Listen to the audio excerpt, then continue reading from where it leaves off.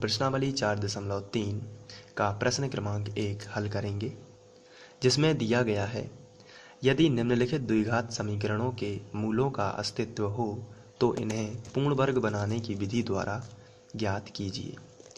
तो हमें पूर्ण वर्ग बनाने की विधि सीखना है और इनके मूल ज्ञात करना है। तो आइए पहला प्रश्न लेते हैं। पहला प्रश्न दिया गया है 2x वर्ग माइनस 7x प्लस 3 बराबर 0।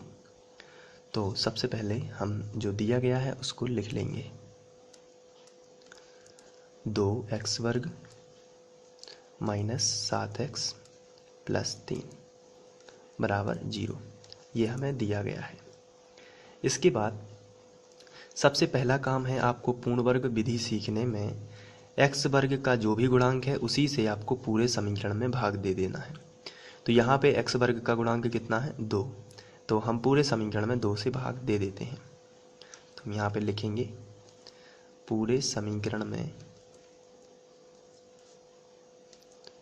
2 से भाग देने पर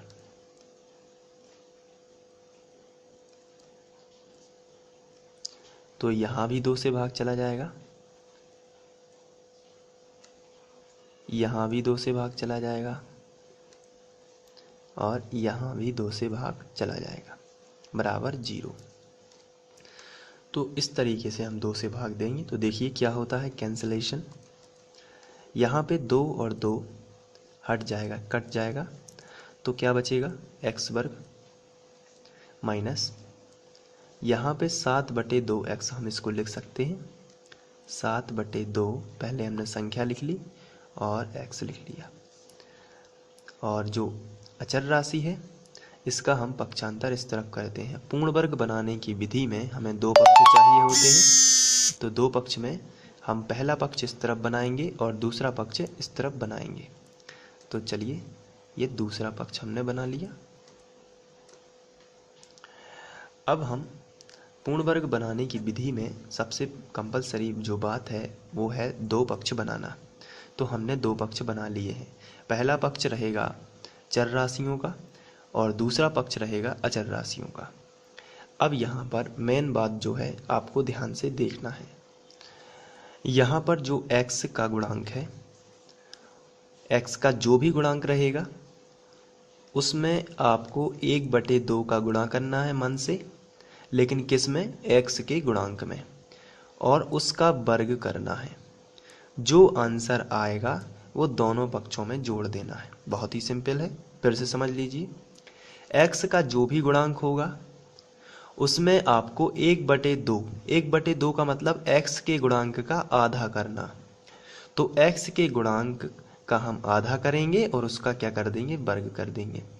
आधा करना यानी 1/2 का गुणा करना। तो x का जो भी गुणांक होगा उसमें हम 1/2 का गुणा करेंगे और उसका वर्ग करेंगे और देखते हैं आंसर क्या आता है। तो सबसे पहले तो हम इसी को सॉल्व करेंगे। ऊपर ऊपर का गुणा होता है और नीचे नीचे का गुणा। तो 7 एकम 7 और 2 का 2 में करोगे तो कितना आएगा 4, और वर्ग लगा है तो वर्ग लगा देंगे। अब वर्ग का मतलब होता है 2 बार लिखना, यानी 7/4 गुणित 7/4। तो ये आएगा 7 सतैया 49 और 4 चौके 16। तो कितना आया 49/16। इसका मतलब है कि जो हमारे 2 पक्ष हैं इसमें हम 49/16 यहाँ पे और 49/16 यहाँ पे जोड़ेंगे। तो हम लिखेंगे दोनों पक्षों में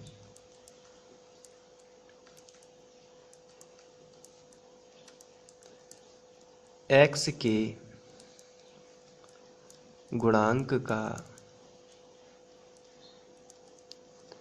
1/2 का वर्ग जोड़ने पर, आपको ये लिखना है जोड़ने पर, x के गुणांक का यानी 7/2 का यानी गुणा 1/2, x के गुणांक का यानी 7/2 का 1/2 यानी का यानी गुणा होता है और 1/2 का वर्ग यानी इतना।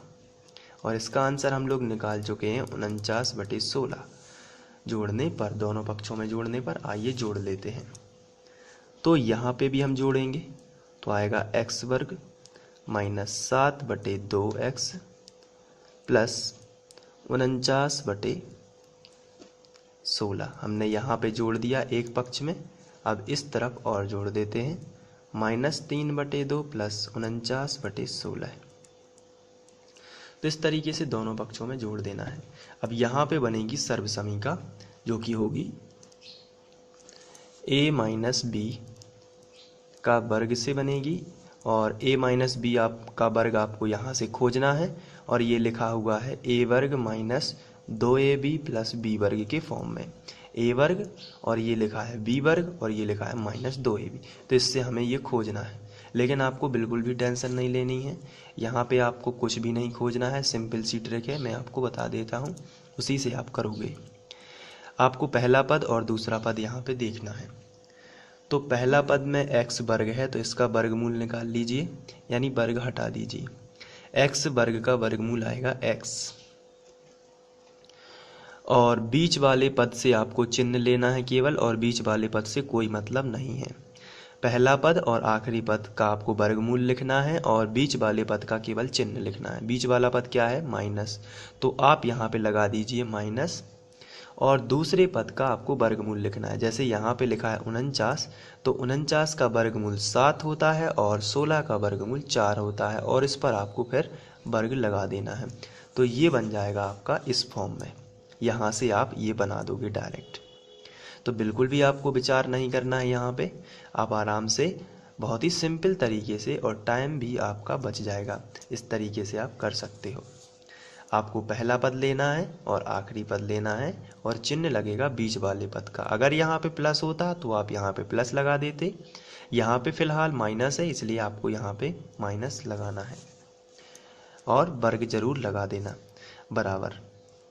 इन दोनों का हम एलसीएम लेंगे तो 16 और 2 का लघुत्तम 16 ही आएगा। अब 2 की आपको टेबल पढ़ना है, 16 कितने बार आएंगे, यानी कि 2 का जो है भाग 16 का 2 में भाग देना है, यानी 2 की दूनियाँ पढ़ना है जब तक 16 ना आए। तो 2 अट्ठे 16 कितना बार आ गया? 8। तो ये 8 बार जो गया है, अब 8 का गुणा आप 3 में करोगे तो 8 दिया 24, लेकिन माइनस का चिन्ह लगा है इसलिए माइनस 24। फिर यहाँ पे प्लस लगा है तो आप यहाँ पे प्लस लगाओगे। फिर 16 एकम 16 है, एक बार गया, 1 का गुणा आप 49 में करोगे तो 49 ही आएगा। इसे बोलते हैं एलसीएम। 2 और 16 का एलसीएम 16 आया। 2 अट्ठे 16, 8 बार गया तो 8 का गुणा आप 3 में करोगे तो 8 दिया 24, प्लस लगा है तो प्लस। 16 एकम 16 है, एक बार गया, 1 का गुणा आप 49 में करोगे तो 49। इसके बाद हम आगे बढ़ते हैं, इसको हम अभी ज्यों का त्यों लिखेंगे, x माइनस 7/4 का वर्ग बराबर 49 में से 24 घट जाएंगे क्योंकि ये माइनस के हैं और 49 प्लस के हैं, तो प्लस के हमें 25 मिल जाएंगे बटे 16। यहाँ पे हम वर्ग हटा के इस तरफ पक्षांतर करेंगे तो वर्गमूल आ जाएगा, तो हमें मिलेगा x माइनस 7/4, और ये वर्ग हटेगा तो इस तरफ आके वर्गमूल बन जाएगा, तो 25/16। और आप सभी जानते हैं कि वर्गमूल के बाहर जब संख्याएं आती हैं तो वो धन और ऋण में लिखी जा सकती हैं।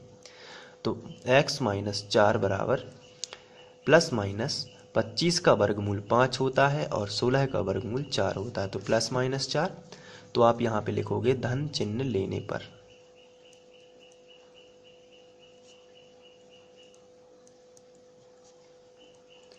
तो यहाँ पे जब आप धन चिन्ह लोगे इसका, तो यहाँ पे इक्वेशन बनेगी x माइनस 7/4 बराबर प्लस 5/4, ये धन के चिन्ह लेने से बना है। इसका इस तरफ पक्षांतर कर देते हैं तो x बराबर आएगा 5/4, और ये इस तरफ गया तो माइनस का था 7/4, इस तरफ पक्षांतर हो गया तो प्लस का आ गया 7/4। अब हम एलसीएम ले लेंगे तो x बराबर 4, 7, 4 समान संख्या है तो 4 का भाग 4 में गया तो 1 बार गया, और 1 का जितनी बार भाग जाता है उसका गुणा उसके ऊपर वाली संख्या में किया जाता है, इसे एलसीएम बोलते हैं। 4 एकम 4, 1 बार गया, 1 का गुणा 5 में तो 5 एकम 5, प्लस 4 एकम 4, 1 बार गया, 1 का गुणा 7 में तो ऊपर आ गया 7। इसके बाद हम x की वैल्यू निकाल लेंगे। 7 5 12/4, तो 4 दिया 12 है, तो यहाँ पे कितना आ गया x का मान 3। तो आप देख सकते हैं x का मान 3 है। अब साइड से आप लिख सकते हो ऋण चिन्ह लेने पर, तो यहाँ पे मैं कर देता हूँ ऋण चिन्ह लेने पर।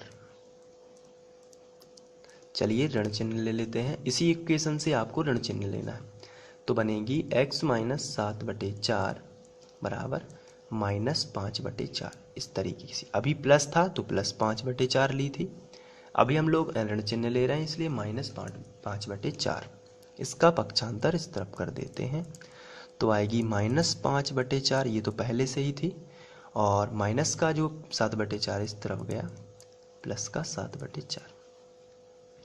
तो x बराबर 4 और 4 जो है वो तो एलसीएम आएगा, तो 4 का भाग 4 में एक बार जाता है, तो 1 का गुणा 5 में करोगे तो -5 ही आएगा, प्लस 4 का भाग 4 में एक बार गया, 1 का गुणा 7 में तो 7, 7 में से 5 जाएंगे तो 2 बच जाएंगे, क्योंकि प्लस जो है वो बड़ी संख्या है 7 में, तो यहाँ पे 2/4, यानी 2 एकम 2 और 2 दूनी 4। तो दूसरा जो मूल मिलेगा हमें, यानी x की वैल्यू मिलेगी, वो 1/2 होगी। तो यहाँ पर हमें x के 2 मान मिल चुके हैं जो इस समीकरण के मूल हैं, तो हम लिखेंगे अतः समीकरण के मूल 3 व 1/2 होंगे। तो इस तरीके से आशा करता हूँ आप लोगों को ये समझ में आ गया।